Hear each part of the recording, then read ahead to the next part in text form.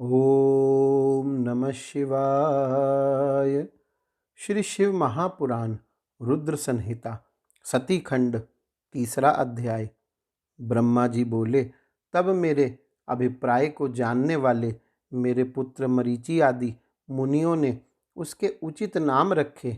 उन सृष्टिकर्ता दक्ष आदि ने उसका मुख देखते ही तथा उसकी अन्य चेष्टाओं से उसके समस्त चरित्र को जानकर उसे रहने का स्थान दिया तथा पत्नी भी दे दी। मेरे पुत्र मरीचि आदि ऋषियों ने एकत्रित होकर नामों का निश्चय करके उस पुरुष को नाम भी बता दिए।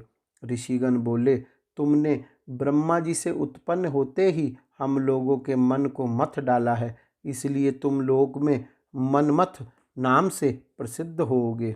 सभी लोकों में तुम सुंदर रूप वाले हो, तुम्हारे समान कोई भी सुंदर नहीं है, इसलिए हे मनोभव काम नाम से भी तुम विख्यात होोगे। तुम सभी को मदोन्मत्त करने के कारण मदन कहे जाओगे। अहंकार युक्त होकर दर्प से उत्पन्न हुए हो, इसलिए तुम कंदर्प नाम से भी संसार में प्रसिद्ध होोगे।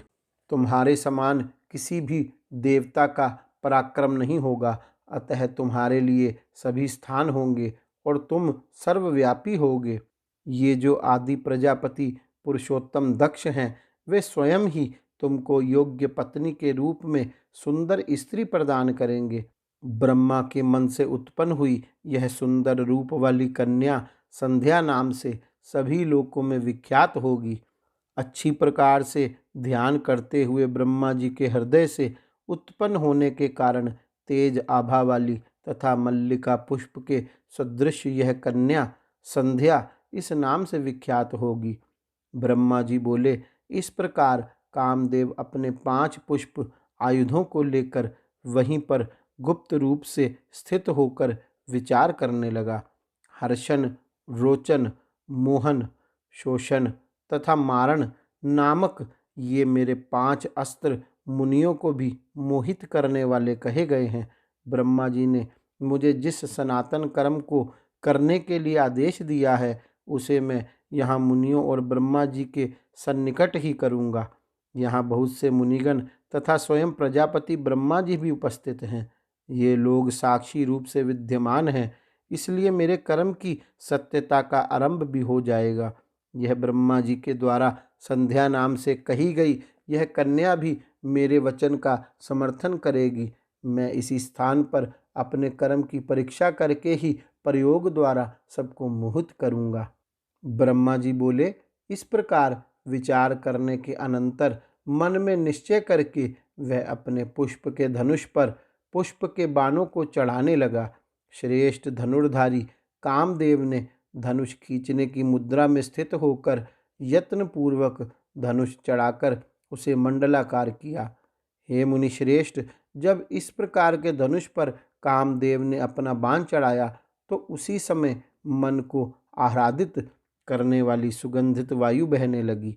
उस समय कामदेव ने तीक्ष्ण पुष्प बाणों से मुझ ब्रह्मा को तथा सभी मानस पुत्रों को मोहित कर लिया। हे मुने, तत्पश्चात सभी मुनिगण और मैं भी मोहित हो गया। सभी के मन में काम विकार उत्पन्न हो गया। विकार से युक्त होने के कारण सभी लोग संध्या की ओर बार बार देखने लगे।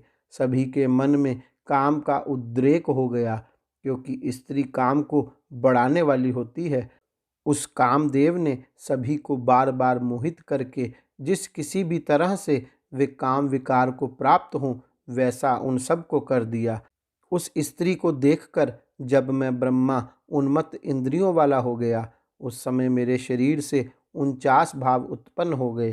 काम बाण के प्रहार से उन सभी के द्वारा देखी जाती हुई वह संध्या भी अपने कटाक्षों के आवरण से अनेक प्रकार के भाव प्रकट करने लगी। स्वभाव से सुंदरी वह संध्या मन से उत्पन्न उन भावों को प्रकट करती हुई छोटी छोटी लहरों से युक्त गंगा की तरह शोभित होने लगी। हे मुने, इस प्रकार के भावों से युक्त संध्या को देखकर काम से परिपूर्ण शरीर वाला मैं ब्रह्मा उसकी अभिलाषा करने लगा। हे द्विजश्रेष्ठ, तब मरीचि, अत्रि आदि सभी मुनि तथा दक्ष प्रजापति आदि विकृत इंद्रियों वाले हो गए। दक्ष, मरीचि आदि ऋषियों तथा मुझे और संध्या को भी काम विकार से युक्त देखकर कामदेव को अपने कार्य पर विश्वास हो गया।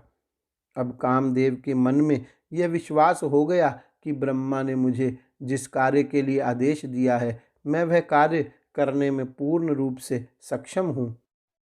गौरी शंकर भगवान की जय। ओम नमः शिवाय।